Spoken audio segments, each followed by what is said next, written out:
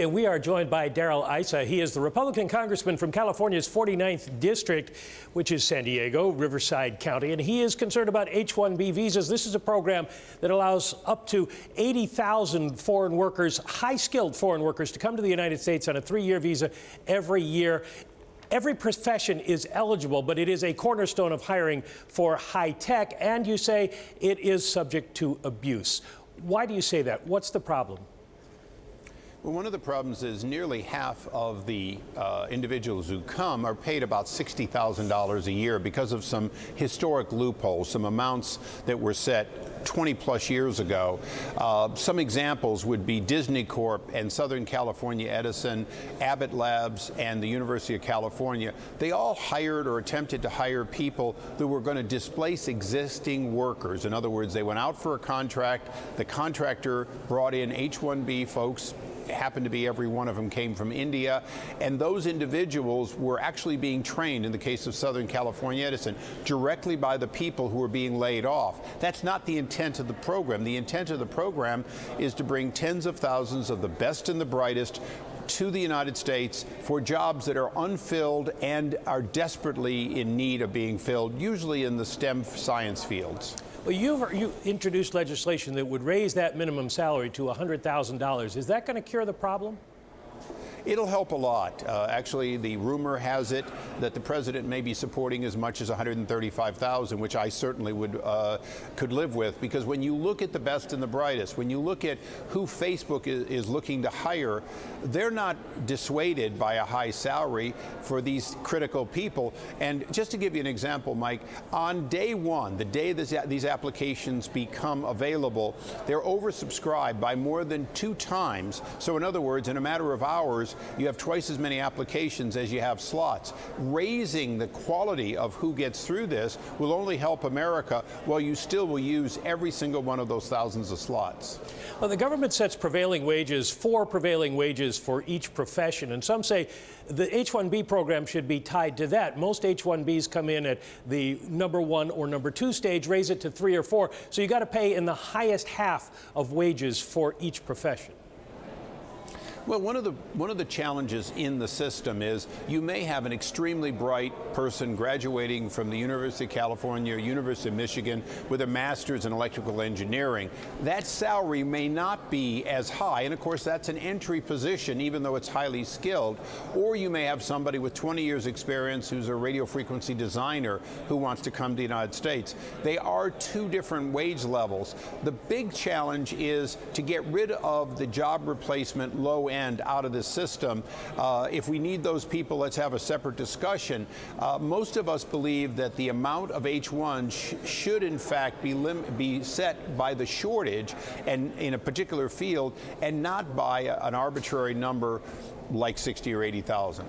Well, the other concern people have is the way the visas are allocated. Right now, it's a lottery system. The more you enter, the more visas you get. And a lot of Indian outsourcing companies that act as employment agencies end up entering a lot and getting a lot of visas. 70%, some 70% of the visas granted go to Indians.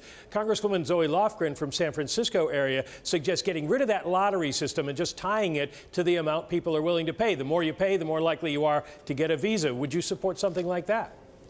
Actually, Zoe and I worked on that exact piece of legislation last year, and then she walked away from it as we got very close to my reelection. It is a good system that she's proposing. It's extremely complex. The one that is currently being done by the president potentially, and the one that I offered is simpler, and it does take care of part of the problem. But I certainly would embrace any system that allocates the best and the brightest, combination of higher pay and skill level as a replacement for the lottery system. And so that's a place in which I think all of us, and especially those who care about the high-tech community, including San Jose, where Zoe Lofgren's from, would support. One of the challenges we have, though, is we don't have an allocation for people who graduate from our prestigious universities with high-skilled labor who have already proven during their graduate work to be of value. We don't have a separate allocation motivation to retain those people. And that's another part where President Trump and this new administration have to reach out and say, how do we get, keep, and improve the highest skill level, particularly in these shortage areas of the modern economy. And so H-1 is a small part of a bigger problem. The skills visa in general are going to have to be looked at, along with the reorganization of government, to take advantage of these high-skilled. And that's where I'm excited about a new administration that does seem to be outreaching to the community. And if they keep doing it, I think we'll get some real immigration reform that changes from just people coming to us selecting, to the greatest extent possible, the best and the brightest. Well, you mentioned the president. During the campaign, he said H-1B visas were being abused and the system should be abolished. But no surprise, during the campaign, he also said it's a great system and we just need to fix it. Have you talked to the White House? Do you have any idea where the president is on this? Is he going to support your legislation? There's also talk that he wants to put out an executive order. Well, I've talked to the president several times. This is an area where he discussed it openly with the tech leaders, including Elon Musk, Tim Cook, Brad Smith, and others. And he's made it clear that H-1 is here to stay, but he wants to get H-1B to work properly. He's aware of some of these programs, used a version of it for his temporary workers at resorts. He knows it can be gamed, and he wants to get rid of the gaming. The president's draft executive order, quite frankly, is a good one. I would certainly support it, but I'll tell you, the day it comes out, I'm going to want to codify it in law, because I don't want it to be just executive action. I want it to be the will of the people, that we do welcome people, but we want to get the best and the brightest, and this program has not been living up to that. As you say, 70% are basically consulting workers, the vast majority at the bottom of that range, about $60,000. That's not the definition of high-skilled labor in America today. Got your bill almost through last time, 30 seconds left with the president's support. Do you expect this to become law in 2017?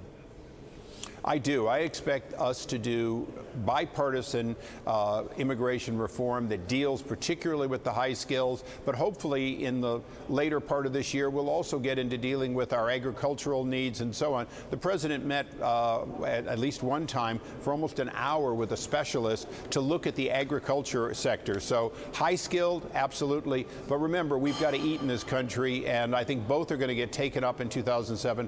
Hopefully at least one, if not all of them, would get passed.